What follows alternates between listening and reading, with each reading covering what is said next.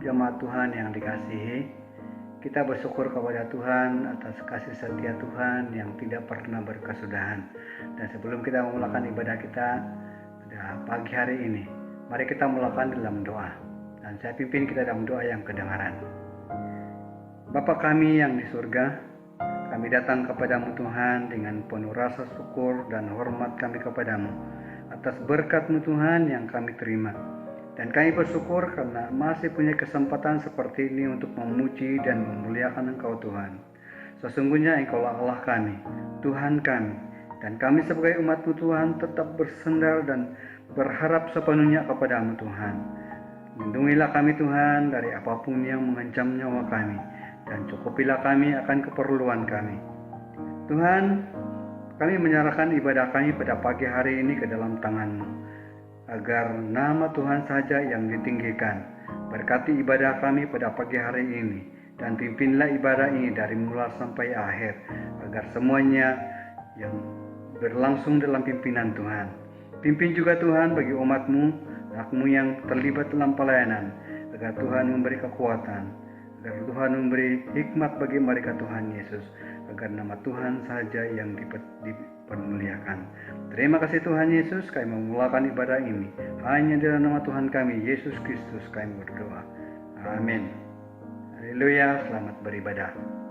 Walaupun secara online, tapi kita masih dapat memuji dan menyembah Tuhan, juga mendengarkan firman Tuhan. Mari kita sama-sama memuji dan menyembah Tuhan. Mari jemaat Tuhan, kita nyanyikan lagu ini bersama, Hatiku Percaya.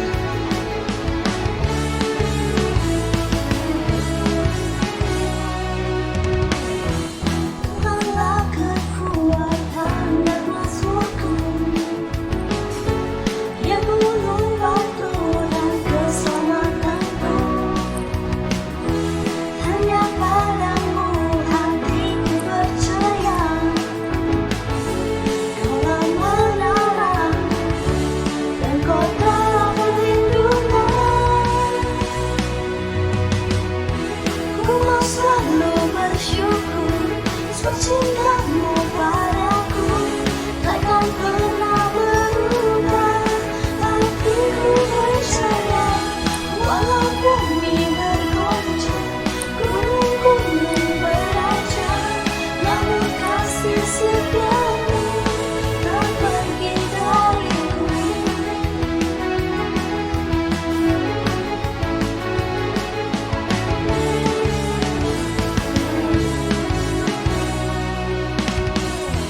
Tuhanlah kekuatan dan mazmurku, Dia gunung batu dan keselamatanku. Hanya padamu hatiku percaya, Kaulah menara dan kota perlindungan. Ku mau selalu bersyukur, sebab cinta-Mu padaku takkan pernah berubah.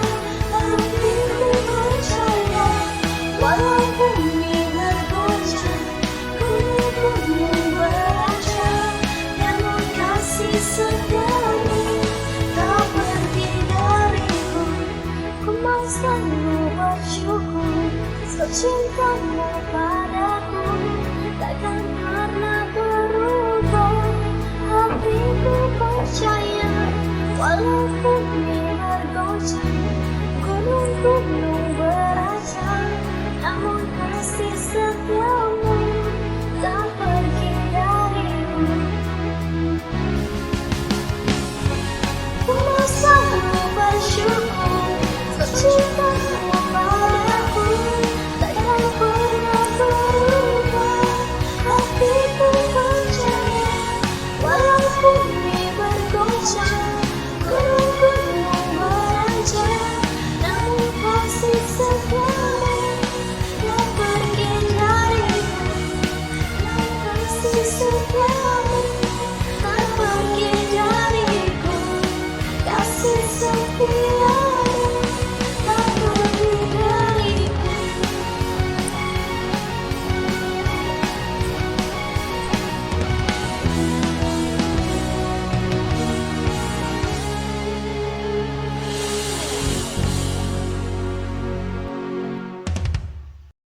Sebelum kita masuk dalam ruangan firman Tuhan, mari kita persiapkan hati kita. Mari kita sembah Dia dengan lagu Walau Seribu Rebah.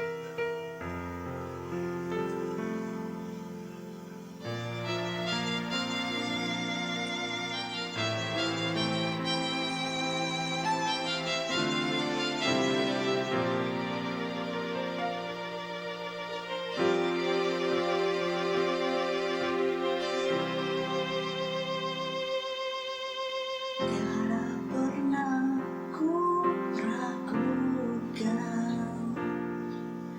kasih setiamu ya Tuhan. Setiap waktu dalam hidupku tak pernah kau tinggalkan. Meski langit tampak suram, awan gelap pun menghadang, hadapi badai, lewati gelombang, tak pernah kau tinggalkan diriku.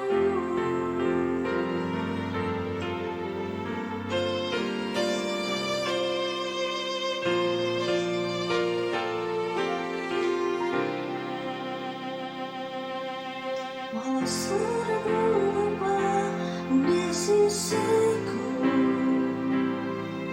Kau tetaplah Allah penolongku.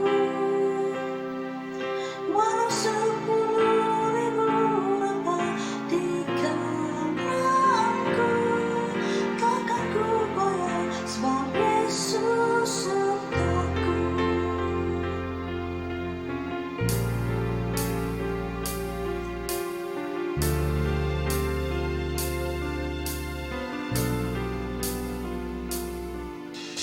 Tiada pernah ku ragukan kasih setiamu ya Tuhan. Setiap waktu dalam hidupku tak pernah kau tinggalkan. Meski langit tampak suram, awan gelap pun menghadang, hadapi badai, lewati gelombang, tak pernah kau tinggalkan diriku.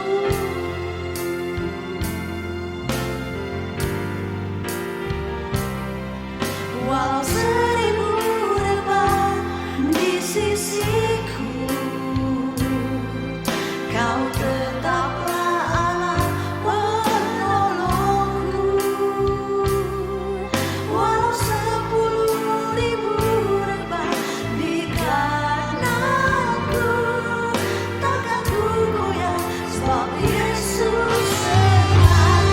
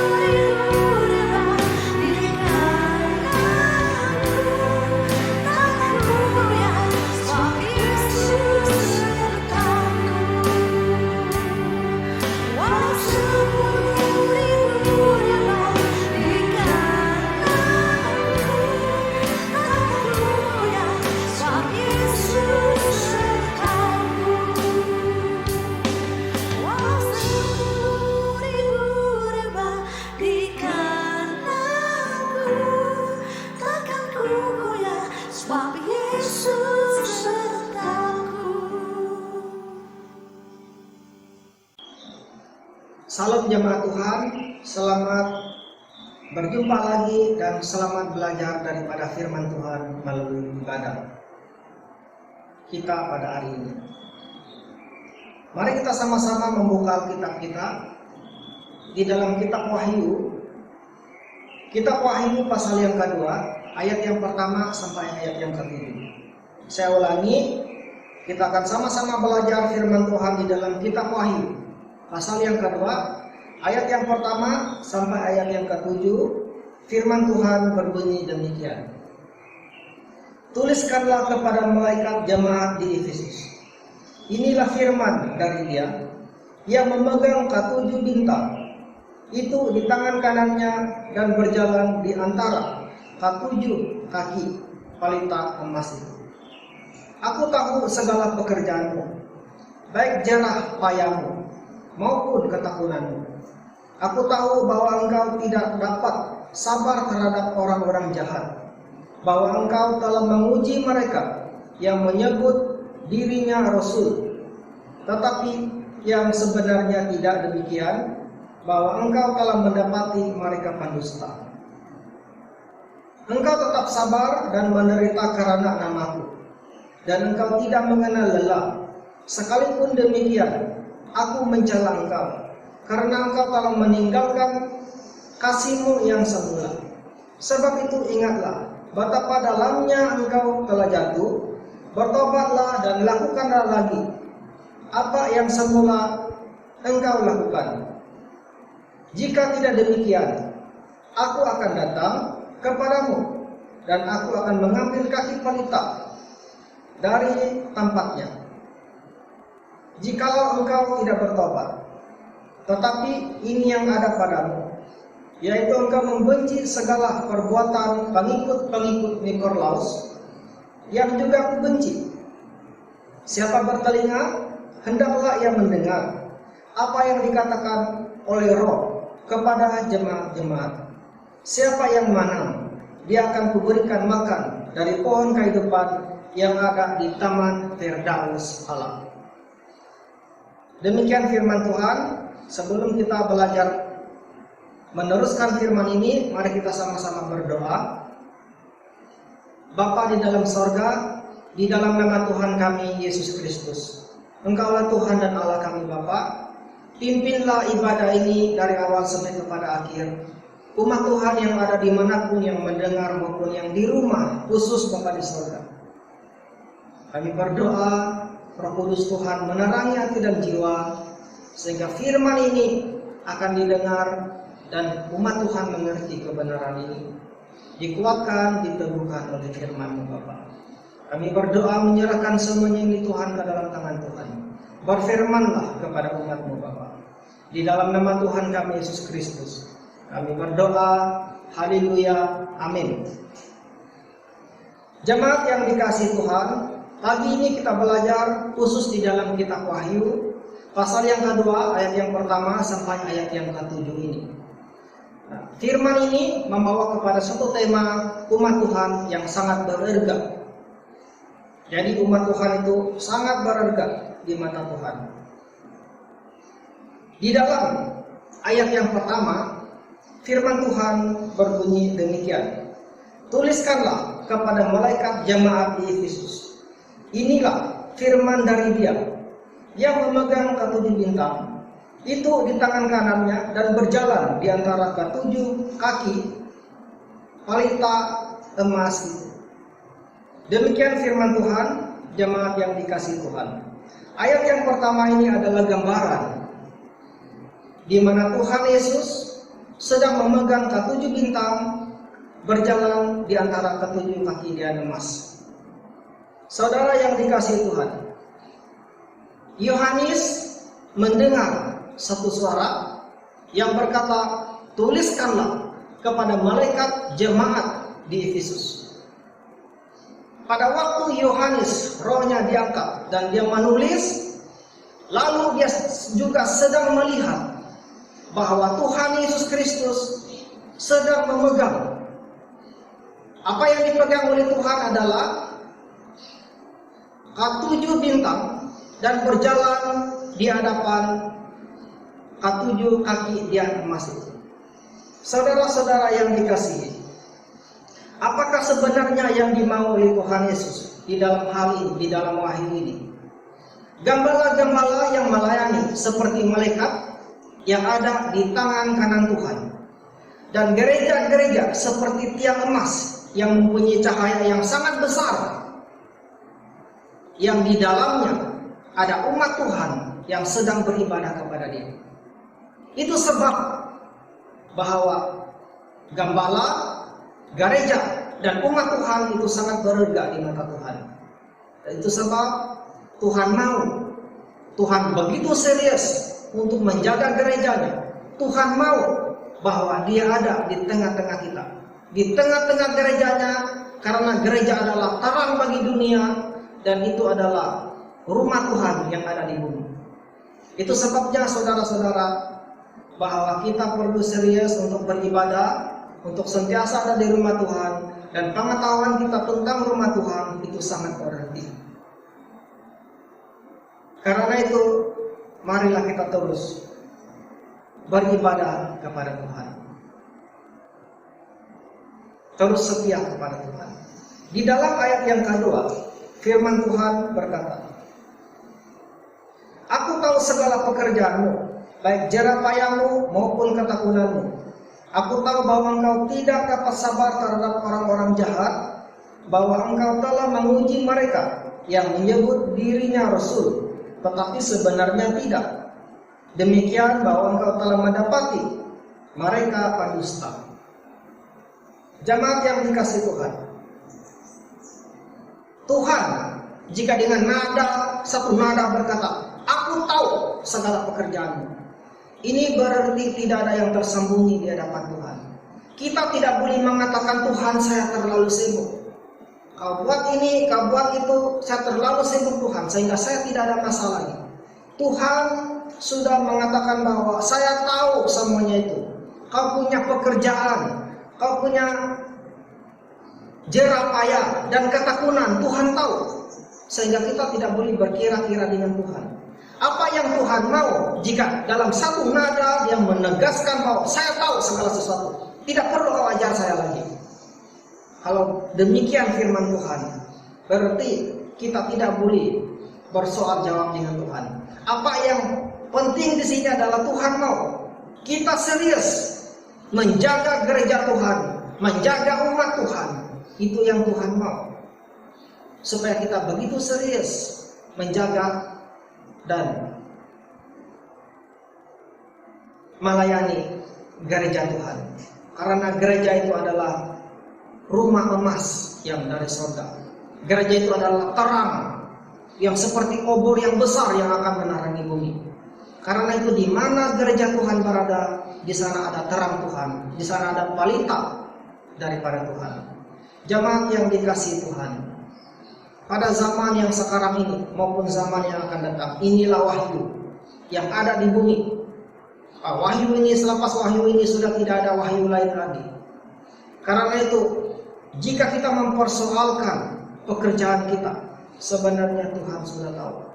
Apa yang Tuhan mau adalah kita mengutamakan Tuhan sesuai dengan Yohanes 6:33 itu. Tetapi carilah dahulu kerajaan Allah dan kebenarannya, maka semuanya itu akan ditambahkan kepadamu. Jadi, jika kita benar-benar mengasihi Tuhan, benar-benar mau melayani Tuhan, maka kita mempunyai hikmat untuk mengatur masa kita. Tuhan memberikan kita kekuatan, Tuhan memberikan kita tenaga, sehingga apapun yang kita lakukan itu sangat mempermuliakan Tuhan. Tidak ada seorang pun yang boleh mengatakan bahwa saya terlalu penat sehingga saya tidak dapat melayani Tuhan. Itu adalah perkataan seorang yang tidak mempunyai hikmat, sentiasa mencari-cari alasan. Akhirnya, jika selalu mencari alasan, itu akan menjadi satu kebiasaan. Itu sebabnya Tuhan mengatakan, "Aku tahu pekerjaanmu, jerapayahmu, lelahmu, semua Tuhan tahu." Sehingga kita tidak boleh mengatakan, "Tuhan, terlalu sibuk saya ini." Tidak boleh begitu. Jadi karena itu, marilah kita menyimpan satu komitmen Karena gembala dan para pemimpin sidang itu ada di tangan kanan Tuhan, dan itu adalah malaikat-malaikat yang ada di dalam gereja Tuhan. Jadi para pemimpin dan gembala itu, khusus bagi gembala itu, mereka adalah seperti malaikat yang ada di gereja-gereja Tuhan.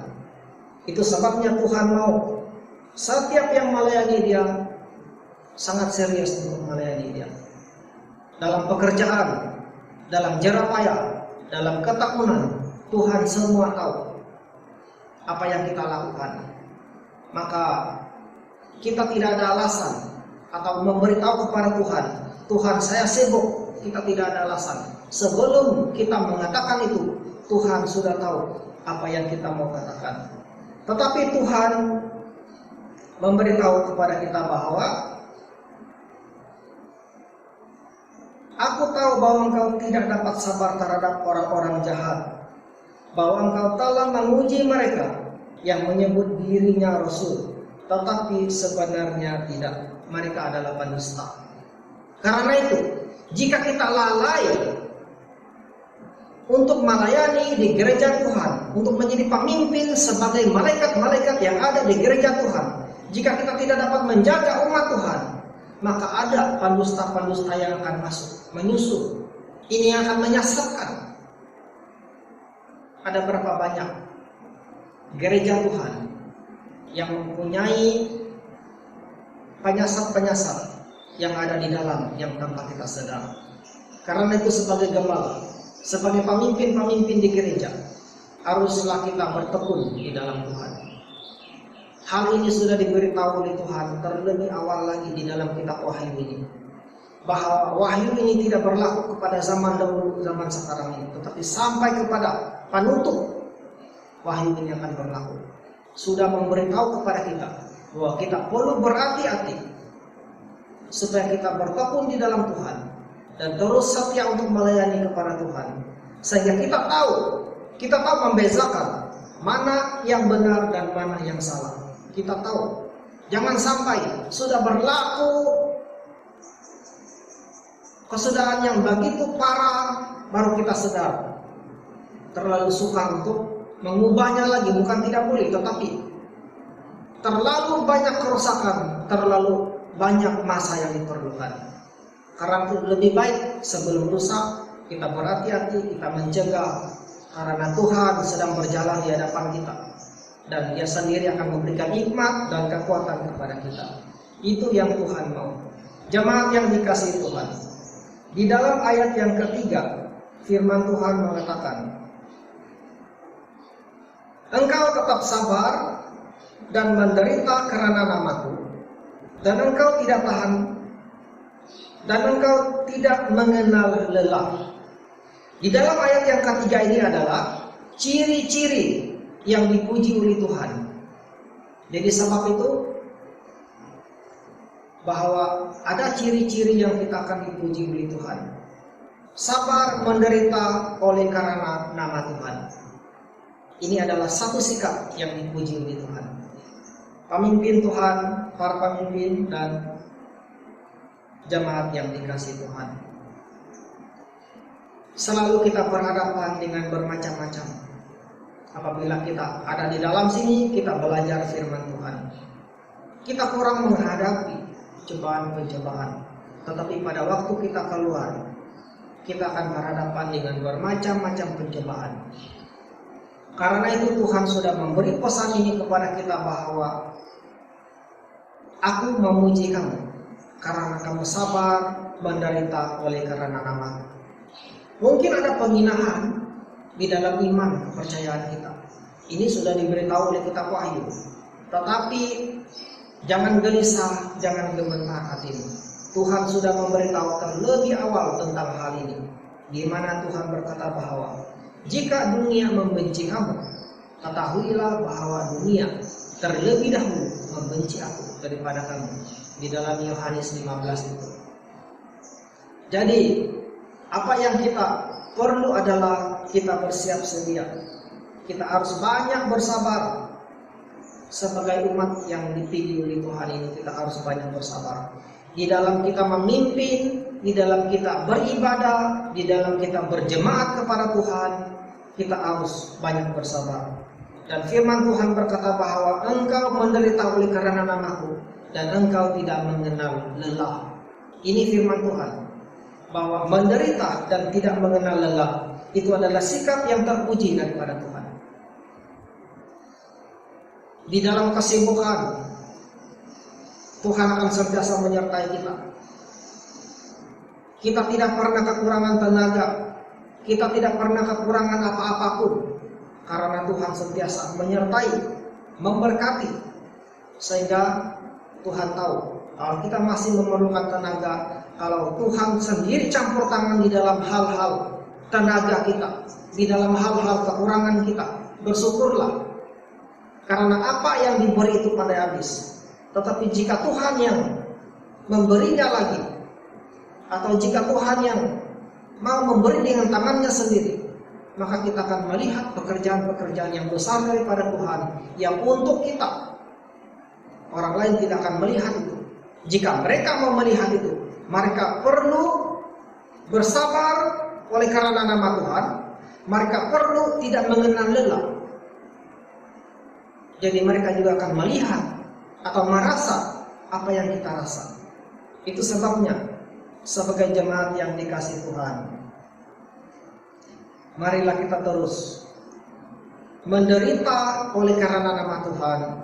Marilah kita terus tidak mengenal lelah. Karena ini adalah sikap yang terpuji yang Tuhan mau. Sikap yang terpuji, yang dipuji oleh Tuhan, bukan oleh manusia. Bukan tidak boleh dipuji oleh manusia, tetapi kurangkanlah itu. Lebih baik kita banyak dipuji oleh Tuhan.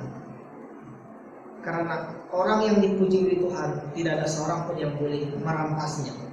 Tetapi dipuji oleh manusia, ini sangat bahaya. Mungkin kepujian itu di depan saja, tetapi di belakang kita tidak tahu. Tetapi jika Tuhan yang memuji, itu tidak ada di belakang lagi, itu hanya ada di depan saja. Maka karena itu, marilah kita mau dipuji oleh Tuhan. Jangan selalu dipuji oleh manusia, tetapi dipuji oleh Tuhan. Itu adalah sikap yang terpuji yang Tuhan mau daripada kita. Saudara yang kekasih, di dalam ayat yang keempat, firman Tuhan berkata, sekalipun demikian, aku mencela engkau, karena engkau telah meninggalkan kasih-Mu yang semula. Di dalam ayat yang kelima, firman Tuhan mengatakan bahwa, di dalam ayat yang keempat, firman Tuhan mengatakan bahwa sekalipun demikian aku mencela engkau, karena engkau meninggalkan kasih-Mu yang semula. Meninggalkan kasih-Mu yang semula ini, saudara-saudara, mungkinkah tanpa kita sadari bahwa dulu kita mempunyai semangat untuk melayani, dulu kita mempunyai semangat untuk tidak mengenal lelah, tetapi ada masa-masa yang tertentu bahwa kita akan semakin lama semakin jatuh dan kita akan kehilangan kasih. Berarti kita melayani tanpa kasih. Maka jika kita melayani tanpa kasih, itu sudah tentu bahwa pelayanan itu adalah pelayanan yang terpaksa dilakukan. Janji jadi. Tidak cukup persiapan untuk melakukan pekerjaan, untuk berhadapan dengan hadirat Tuhan. Tidak cukup. Karena itu, saudara yang dikasihi Tuhan, janganlah kita kehilangan kasih ini. Karena tanpa kasih, apapun yang kita lakukan, kita tidak jujur, kita tidak ikhlas. Tanpa kasih, kita melakukan pekerjaan-pekerjaan yang seolah-olah janji dapat melayani, janji dapat melakukan itu. Biarlah dia boleh buat juga itu. Itu yang selalu dilakukan oleh mereka yang kehilangan kasih. Maka karena itu, Tuhan tidak mau kita kehilangan kasih itu. Teguran Tuhan supaya kita tidak akan kehilangan kasih. Tuhan menegur kita karena Dia mengasihi kita. Itu sebab firman Tuhan berkata bahwa kita adalah anak-anak Tuhan. Maka apabila kita ditegur oleh Tuhan, berarti Tuhan sedang mengasihi kita. Yang disebut anak akan kuajar, Karena itu, relakanlah dirimu dan bertobatlah. Itulah firman Tuhan yang ada di dalam kitab Ibrani ini. Jadi berhati-hatilah saudara-saudara, jangan sampai kita kehilangan kasih. Karena kalau kita kehilangan kasih, maka ada hal-hal yang lain yang akan masuk di dalam kehidupan kita. Kasih itu tidak boleh berhenti. Berusahalah supaya kita mempunyai kasih di antara satu dengan yang lain. Kalau kasih ini terus ada di dalam kehidupan kita, bukan saja kita rajin melayani, kita rajin bekerja, tetapi kita juga akan mendorong orang lain di dalam pelayanan-pelayanan kita.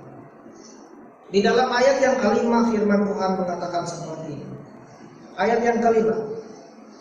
Sebab itu ingatlah betapa dalamnya engkau telah jatuh. Bertobatlah dan lakukanlah lagi apa yang semula engkau lakukan. Jika tidak demikian, aku akan datang kepadamu dan aku akan mengambil kaki pelita dari tempatnya, jikalau engkau tidak bertobat. Jadi, di dalam ayat yang kelima ini, Tuhan Yesus memberi satu nasihat kepada kita, supaya kita bertobat, kembali kepada kasih atau pekerjaan yang mula-mula itu, yang saling mengasihi, melihat orang kekurangan. Karena orang yang mengasihi Tuhan ini, dia sentiasa mempunyai kelebihan. Percayalah, orang yang benar-benar mengasihi Tuhan akan sentiasa berjaya dalam pekerjaan, dalam apapun yang dia lakukan. Dia sentiasa mempunyai kelebihan-kelebihan untuk menolong orang lain. Dia mampu. Itu sebab firman Tuhan mengatakan bahwa bertobatlah jika kau suka menolong orang dulu. Kenapa sekarang kau tidak boleh menolong lagi? Bertobatlah jika dulu banyak yang berkat daripada Tuhan, banyak kau boleh tolong Tuhan, tetapi sekarang kenapa mau mengungkit-ungkit? Itu yang Tuhan tidak mau. Ciri-ciri seseorang yang kehilangan kasih ada di dalam seperti itu. Karena itu Tuhan menegur orang yang seperti itu. Jangan sampai kehilangan kasih. Kalau dulu kita suka memberi, berilah. Kalau dulu kita suka menolong, menolonglah. Kalau dulu kita tidak mengungkit, jangan mengungkit. Karena upahmu sangat besar di surga. Tuhan yang menentukan upah itu. Orang yang mengasihi Tuhan adalah orang yang diberkati Tuhan. Dia tidak akan kekurangan apa-apa. Itulah yang harus kita miliki. Jangan sampai hilang di dalam kehidupan anak-anak Tuhan. Sehingga Tuhan memberi amaran, jika engkau tidak bertobat, aku akan datang dan mengambil kembali kaki pelita yang ada padamu. Ini berarti tanpa kita sadari bahwa kita melayani tanpa terang, tanpa kita sadari kita melayani tanpa Roh Kudus. Jadi pelayanan kita adalah pelayanan yang tidak dipimpin oleh Roh Kudus, tidak dipimpin oleh Tuhan lagi. Karena itu saudara-saudara yang dikasihi, kasih ini sangat penting. Karena dengan kasih maka kita berjalan di dalam terang Tuhan.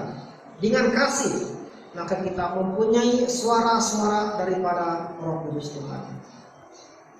Maka karena itu berhati-hatilah saudara-saudara, jangan kita kehilangan kasih yang telah diberi oleh Tuhan ini. Ini yang Tuhan mau, supaya kita hidup di dalam Tuhan dan kita mempunyai kasih.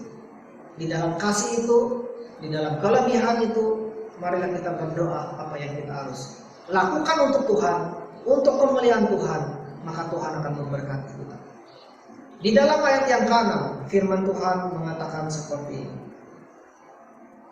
Tetapi ini yang ada padamu, yaitu engkau membenci segala perbuatan pengikut Nikolaus yang juga kubenci.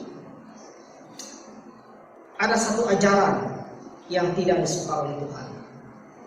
Dan juga ajaran ini pada waktu itu sudah masuk di jemaat yang ada di Efesus. Dan mungkin juga ajaran-ajaran seperti itu sudah ada di dalam gereja-gereja Tuhan pada masa kini. Jemaat yang dikasihi Tuhan. Ini adalah hal-hal yang tidak menyenangkan bagi Tuhan. Tetapi apa yang menyenangkan Tuhan adalah kita membenci perbuatan-perbuatan pengikut-pengikut Nikolaus. Itu yang menyenangkan Tuhan. Berarti, saudara-saudara, jika ada seseorang yang melakukan kesalahan kepada kita, bukan orang itu yang kita benci. Yang kita benci adalah perbuatan dia. Itu yang kita benci. Yang kita benci adalah mereka yang menggunakan nama Tuhan, mengawinkan firman Tuhan dengan hal-hal dunia. Sehingga apapun yang mereka lakukan, mereka menggunakan nama Tuhan. Ini yang sangat dibenci oleh Tuhan. Kompromi. Boleh baik itu. Yang penting kau masih tinggal dulu yang itu sekejap. Yang penting kau tutup yang itu, tiada orang nampak. Itu yang disebut mengawinkan hal rohani dengan hal dunia. Maka ini yang tidak disuka oleh Tuhan. Maka karena itu, marilah kita jangan masuk dalam hal-hal yang seperti ini. Untuk mengubah sesuatu, kita perlu mempunyai karakter yang memang tidak boleh. Karena jika kita membolehkan itu, maka di masa depan akan berlaku lagi. Tetapi jika kita tidak membolehkan, karena ini adalah sesuai dengan firman Tuhan, maka di masa depan, jika dia mau melakukan lagi, dia perlu berpikir banyak kali. Karena dulu tidak boleh. Dan mengikut hukum Tuhan, bukan hukum dunia. Kalau hukum dunia, kalau kita ikut hukum dunia, maka seolah-olah hukum dunia itu lebih tinggi daripada hukum Tuhan. Kita ingat bahwa pada waktu Presiden Barack Obama memerintah, dia mengizinkan perkawinan lelaki dengan lelaki. Malahan ada satu kali dia mengatakan bahwa jika ada gereja yang tidak mau mengawinkan lelaki dengan lelaki, maka padri ataupun pendeta atau pastor itu atau gereja itu boleh dikenakan tindakan undang-undang. Itu sebabnya bahwa kita tidak boleh kompromi. Daripada hal yang kecil ini akan menjadi hal yang besar. Maka karena itu, sesuai dengan firman Tuhan, maka jangan kawinkan hal-hal dunia dengan hal-hal yang ada di dalam Alkitab. Itulah sikap ajaran Nikolaus ataupun pengikut-pengikutnya. Kita harus membenci apa yang mereka lakukan. Tetapi kita tidak boleh membenci orang dia, karena orang dia dikasihi Tuhan. Tetapi perbuatan-perbuatan mereka dibenci oleh Tuhan. Karena perbuatan-perbuatan mereka, ajaran-ajaran mereka itu daripada akal-akal manusia. Bukan akal atau hikmat daripada firman Tuhan, tetapi hanya daripada akal manusia. Karena itu, marilah kita belajar dari firman Tuhan. Belajar dengan tekun, mentaati firman, belajar dari firman. Maka dengan sedikit demi sedikit ini kita akan berubah menjadi orang yang taat dan setia kepada Tuhan. Tetapi jika kita kompromi sedikit, maka hal itu akan menjadi besar. Itu ajaran Nikolaus. Tetapi ajaran Tuhan, mari kita setia. Sedikit sampai kita akan menjadi anak Tuhan yang memberkati.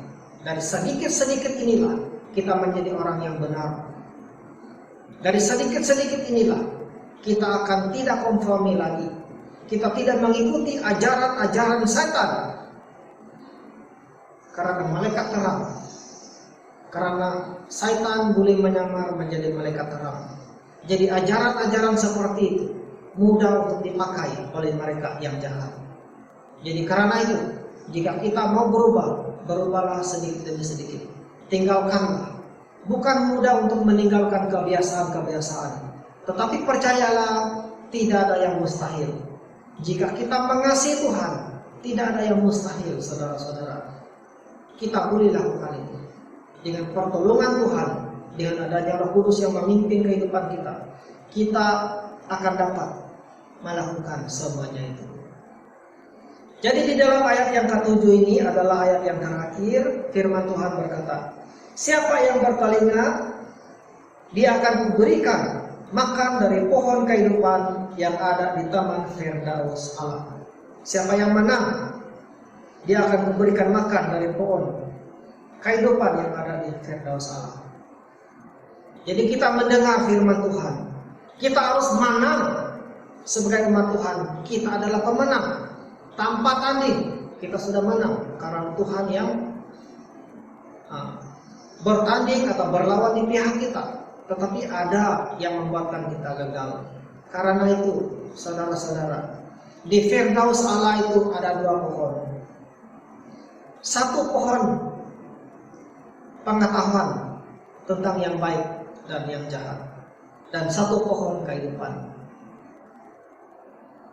Jika kita mau makan daripada pohon ini, maka kita harus menjadi pemenang. Karena pohon itu sudah disimpan oleh Tuhan di suatu tempat. Tetapi pada waktu kita menjadi seorang pemenang dan ada di taman Firdaus Allah, pada waktu itulah kita akan melihat pohon itu. Kita akan makan daripada pohon pengetahuan itu. Maka kita akan menjadi orang yang berhikmat dan bijak. Kita akan makan daripada pohon kehidupan itu, maka kita akan hidup selama-lamanya.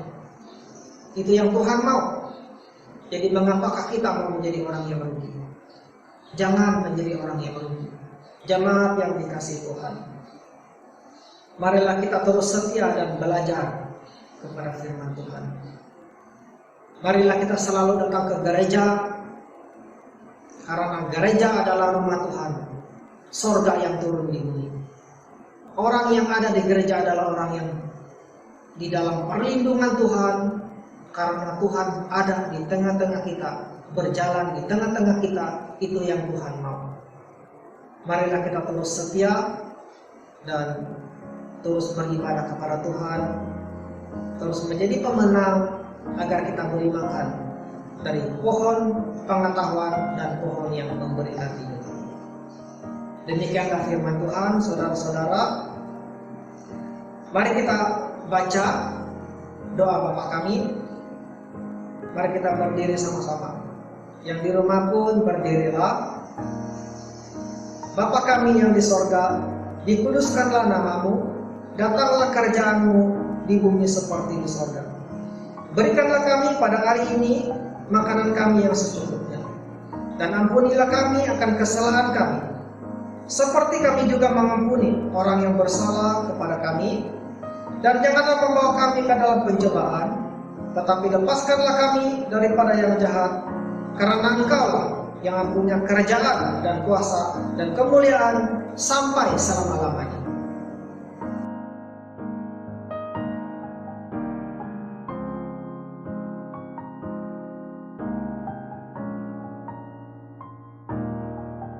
Sebelum kita menutup ibadah pada hari ini, mari kita berdoa. Bapa kami dalam kerajaan surga, Bapa yang dalam nama Yesus Kristus, terima kasih Tuhan atas pimpinan Tuhan sepanjang ibadah kami pada hari ini. Dimanapun kami berada selepas ini, kiranya berkat, anugerah, kasih Tuhan menyertai kami. Terima kasih Tuhan atas kebaikan.